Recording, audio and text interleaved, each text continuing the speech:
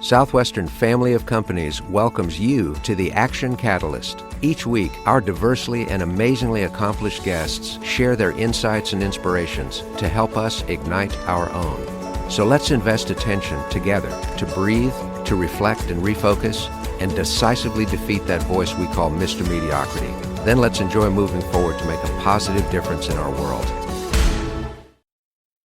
We are delighted to share our guest with you today, Darrah Brustein.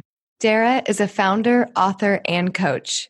She's often considered a bridge between the spiritual and earthly, and her mission on this planet is to connect people to the resources they need to elevate what they do.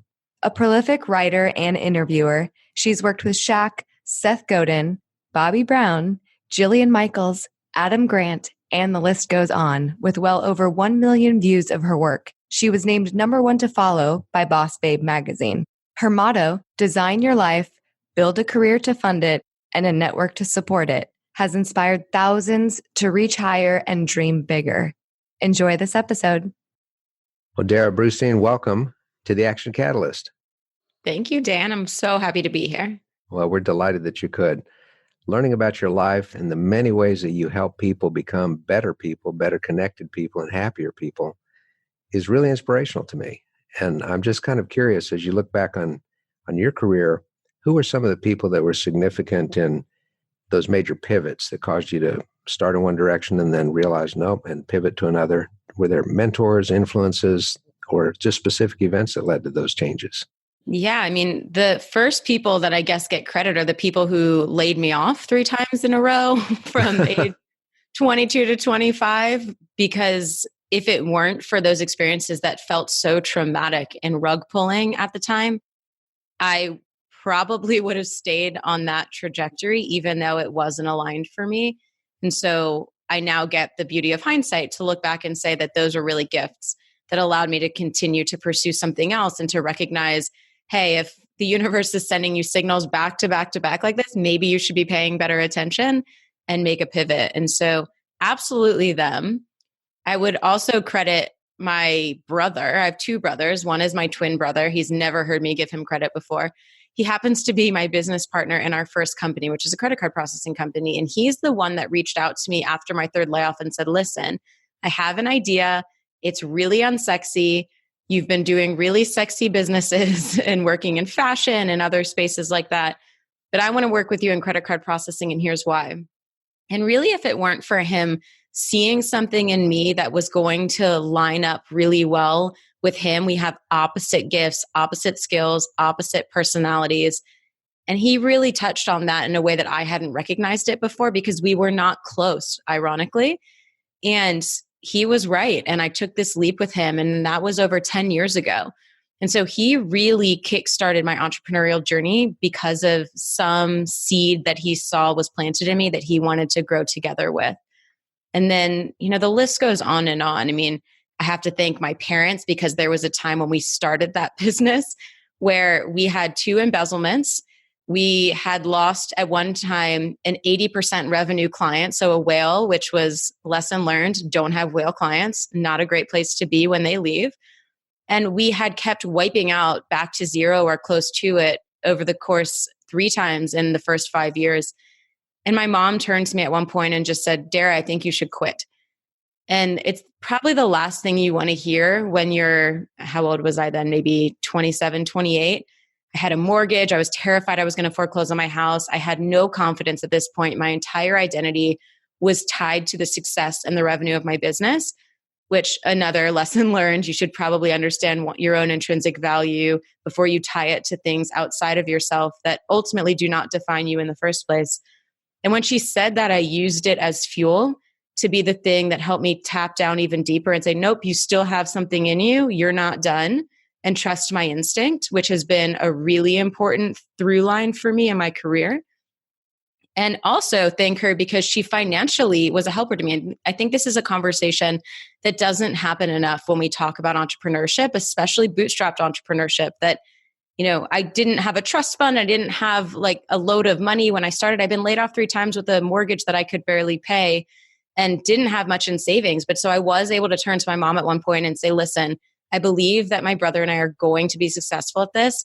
and I don't want you to invest in this business, but I do need a loan from you so I can survive and not, live without electricity and not foreclose on my home. And she gave me that loan. And I think one of my proudest moments was actually the moment I paid that loan back to her. It was a 6-figure loan ultimately after we continued to make our loan amortize over time. And it just felt like one of those things that I was so grateful that she had the resources to do that and that she believed in me to do it. And then ultimately that I was able to find myself in a place to pay her back for that. So definitely those people. And then also the people who have believed in me. And often, like I use this term borrowed confidence a lot, that often when we feel ill-equipped ourselves, it's really critical to borrow confidence from the people who see something in us that maybe we don't recognize in ourselves or we're taking for granted. And so whether that was my family members or that was the first customers that I ever had who saw something that was worth saying yes to, or it was Deepak Chopra on the other end of the spectrum who reached out to me last year and said, hey, let's start a video series together. And my jaw was on the floor thinking there's billions of people on this planet and you're asking me to do that with you. And I borrowed the confidence from each of these people until I could really embody it for myself. That is a fantastic concept. I know when we speak with our leaders, we often use the phrase, your confidence will become their confidence, particularly when they don't have much of their own.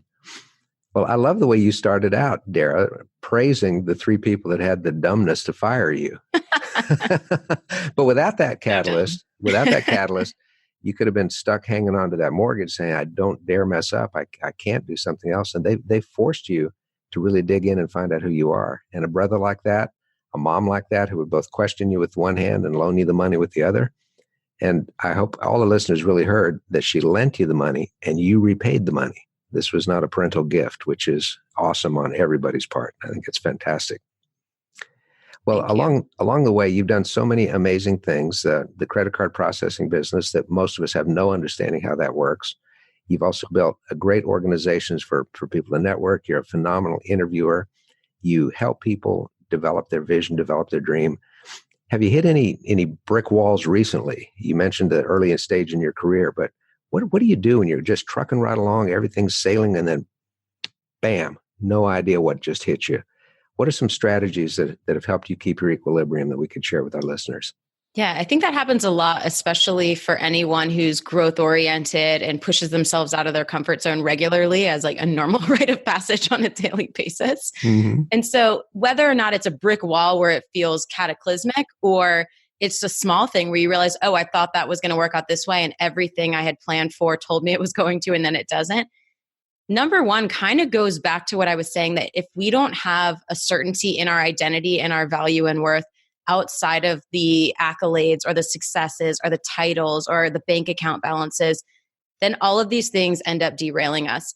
And so a lot of it turns really to the mindfulness side. And this is where Deepak and I really drive, because it's having developed a meditation practice it's trite now, but it's so critical. It's where I used to go from being very reactive and my adrenals would burn out in an instant because at the inkling of a type of problem that you're describing, I would just go from 0 to 100 emotionally and think everything's going to fall apart. All my customers are going to leave. Everyone's going to hear about this. We're ruined. My reputation is done. To when you create a meditation practice, without even recognizing it, it starts to level you out so that when something happens, it no longer feels like the end of the world. Instead, it becomes this thing where you almost see outside of yourself. And the response becomes, okay, will this matter? And if so, what do I do about it? And you just begin to take action and recognize that there is a separation between you and your identity and this thing outside of you. And so that has really been a formative thing. A second thing that's been so critical, and I really didn't understand this early, and as basic as it sounds, it's been fundamental, which is to surround myself with people who get it, who are willing to tell me what I need to hear, not just what I want to hear, and are on some sort of journey or path that is similar, even if not identical. Because after I graduated from college, most of my friends went into traditional professions. They became doctors, lawyers, consultants, people in business, corporate world. Whereas I went off into this career of an entrepreneur where so many of my friends were like, why are you working so hard? I was making mistakes. Like, why are you burning yourself out? Why are you saying no to all these invitations? Why are you so stressed about your bank account? And they didn't understand. And while those weren't necessarily the right choices to be making at the time, and I learned those lessons the hard way, it was really important for me to eventually build community with people who got it, who they were on the same trajectory. They had been there already. They could share their lessons learned, and they could really commiserate, not in a let's sit and muck around in it, but in a I get it, I've been there, and here's what I learned, so you don't have to have that same hard won lesson. And so that type of peer mentorship, like I call it co-mentorship, is really important. And kind of while we're talking about mentorship, you brought this up. I have had 5 styles of mentorship that I think everyone should consider, because the old school style, number 1 of mentorship, like the we sit at a mahogany desk and you sit behind it and you pour into me, and every week I show up and hopefully you see something in me that warrants your doing that type of investment. That's a little bit outdated, and I see that very infrequently now. So co-mentorship becomes a really powerful way to say, hey, we're probably peers or close to peers, but we each have things that we can learn from each other. So whether it's formal or informal, it's a really powerful way to help one another. A third way is mentorship from afar. And this is what Deepak was to me before we ever became friends, where people put out content in the world. They are on social media, they're writing articles, they're writing books, they have video series, whatever it is. And you can ingest their content without them having any idea who you are, and you can benefit from that. And so having those mentors from afar is really critical.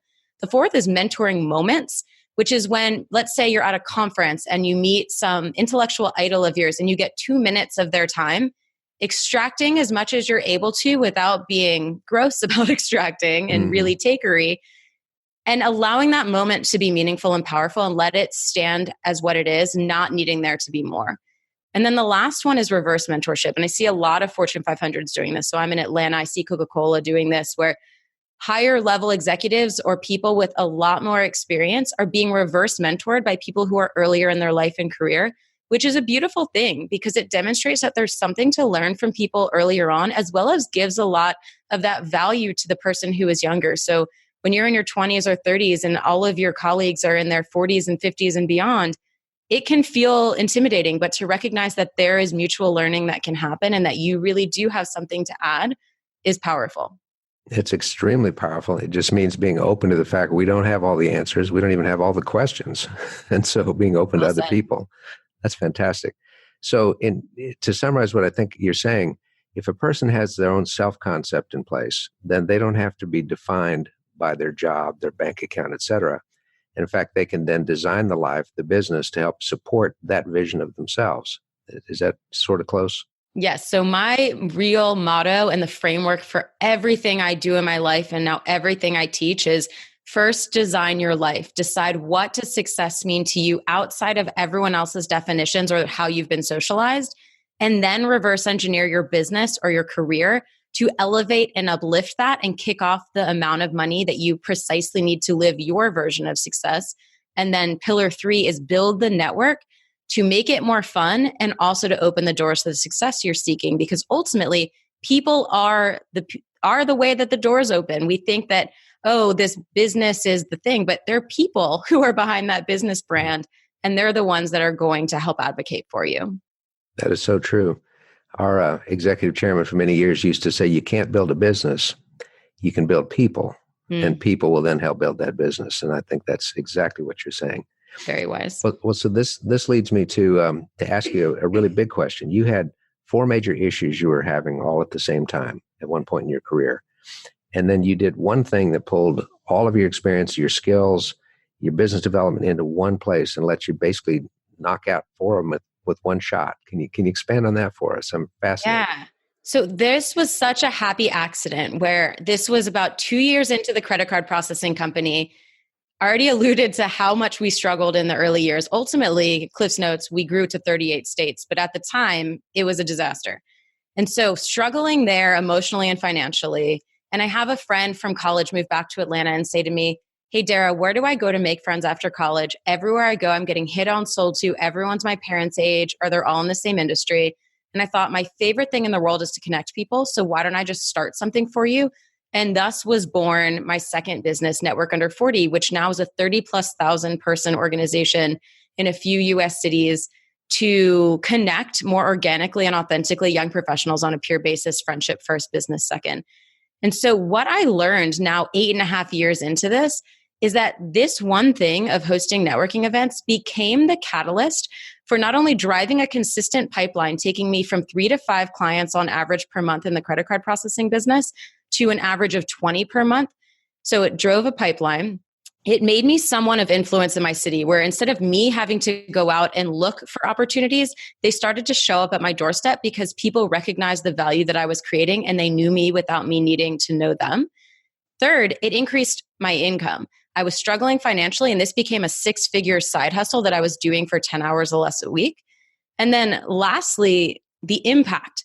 To be able to see all of the beautiful fruit that came from the people who attended these events, whether it was forming partnerships or making sales or getting jobs or building friendships or dating or whatever it was so rewarding.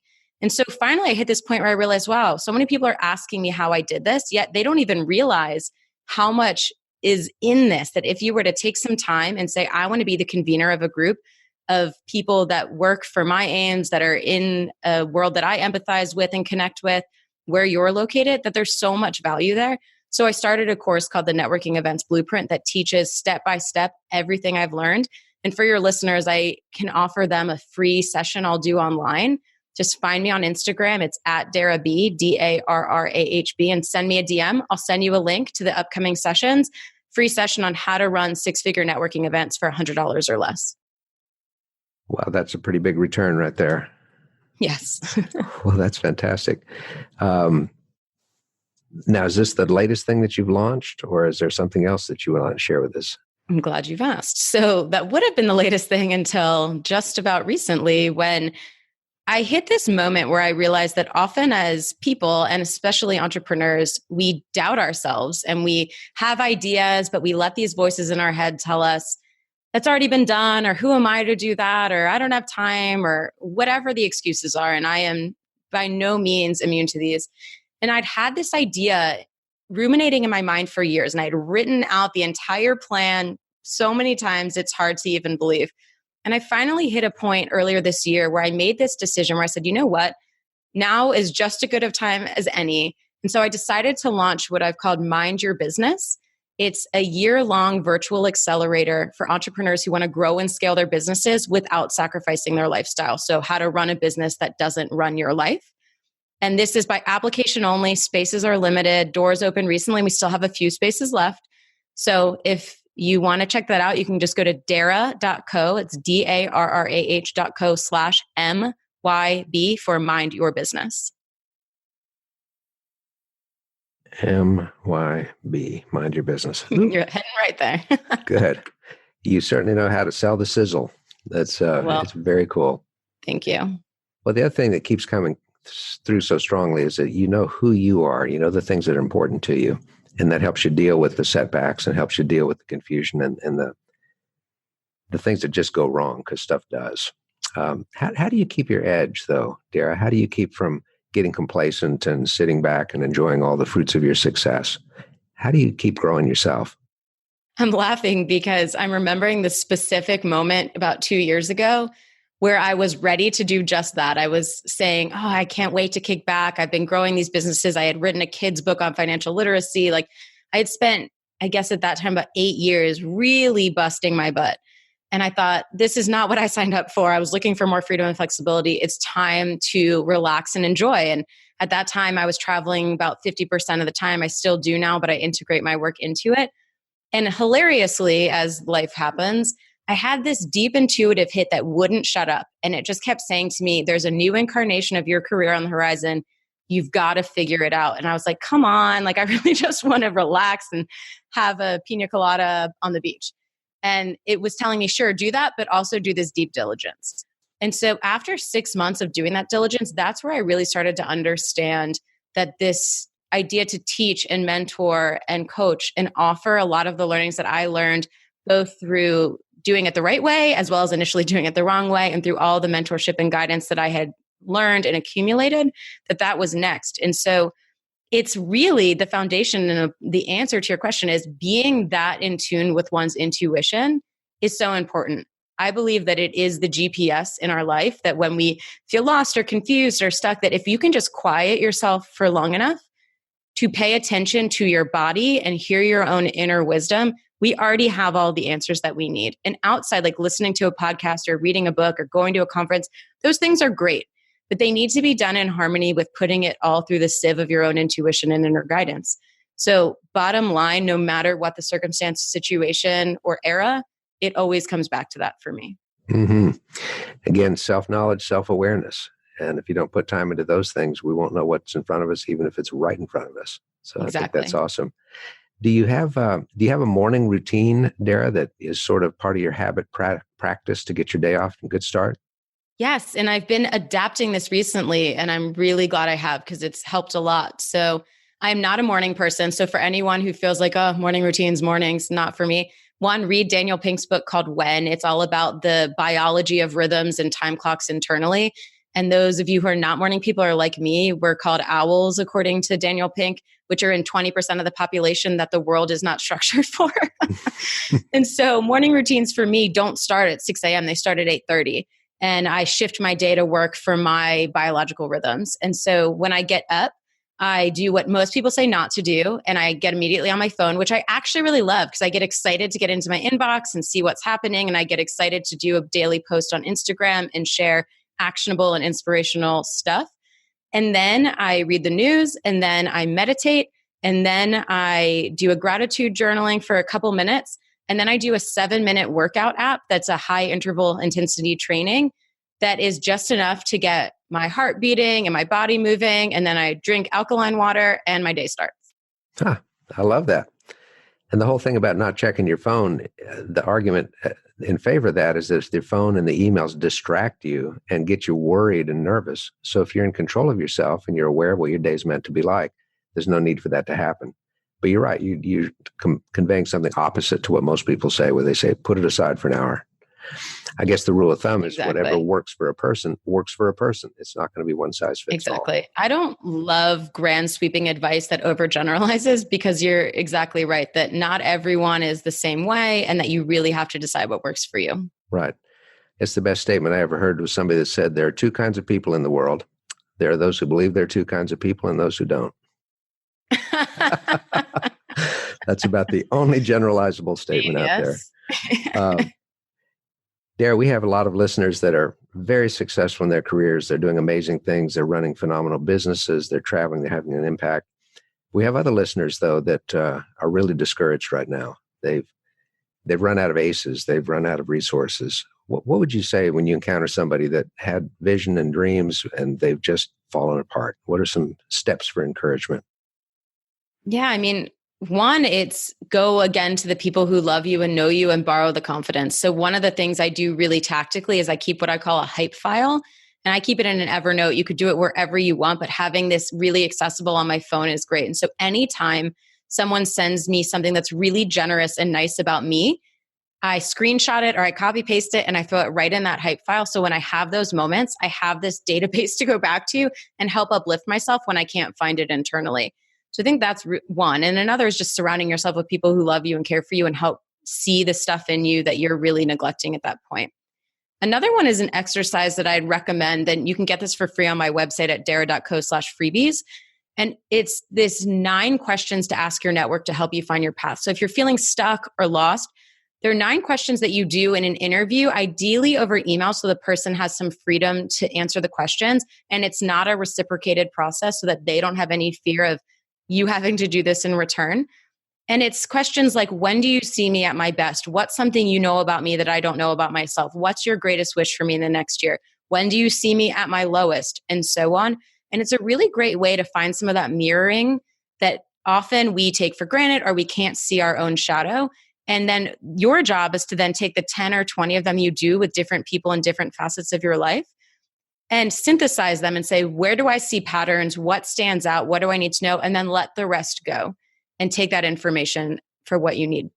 Because it's almost a truism that nobody can be truly objective about themselves.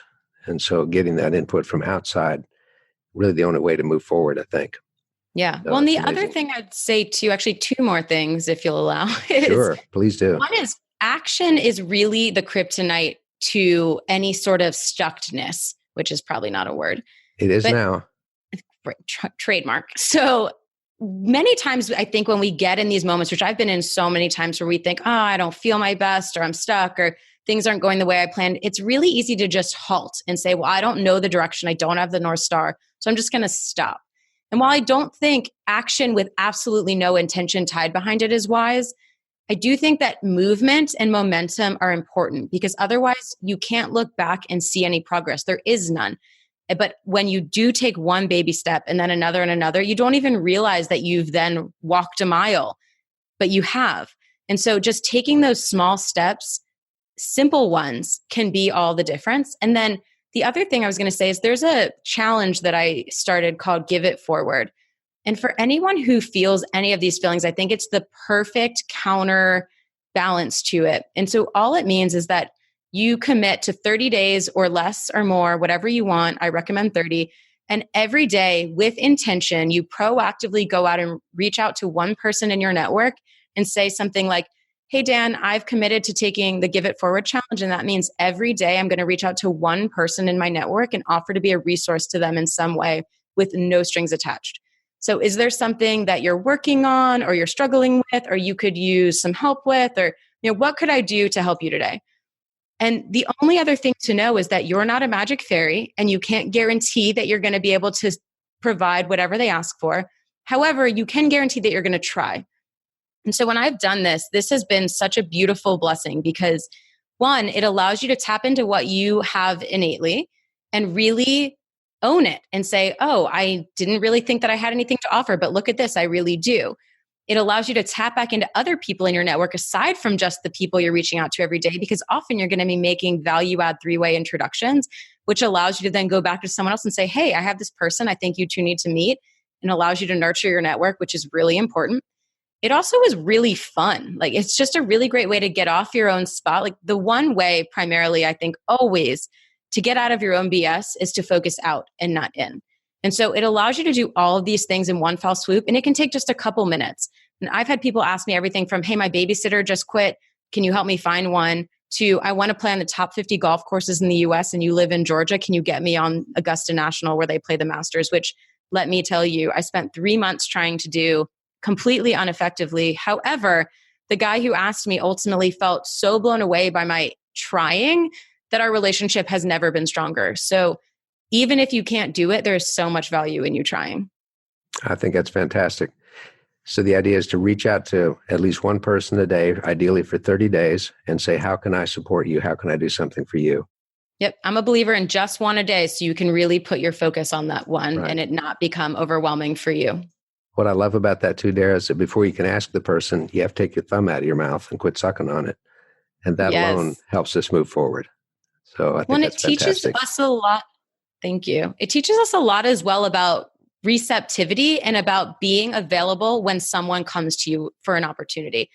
Because so often we're told, especially as women, that we can do it all ourselves or we don't need anyone to help us, when really it becomes an interesting experiment that when you reach out to people, you so often recognize that they don't know how to accept your offer, or they expect that there really is a catch when there's not. And if they ask, like, well, what can I do for you? All you say is, if you want to do something, you can give it forward to someone else. But it really is fascinating because it teaches you to be ready and aware when someone's eventually going to come to you, because there's a karmic retribution to this, and they're going to ask you how they can help. And you need to be ready to know. And then receptivity is all about accepting love. It really just comes down to that. So if someone offers to help you and you're denying that, really on a deeper level, you're rejecting love. And that is something that we all probably can open ourselves up to a little bit more. And so getting comfortable with that idea by being on the other side and watching how people do it gives you a real close-up view so that you can prepare to do it for yourself as well when the time comes.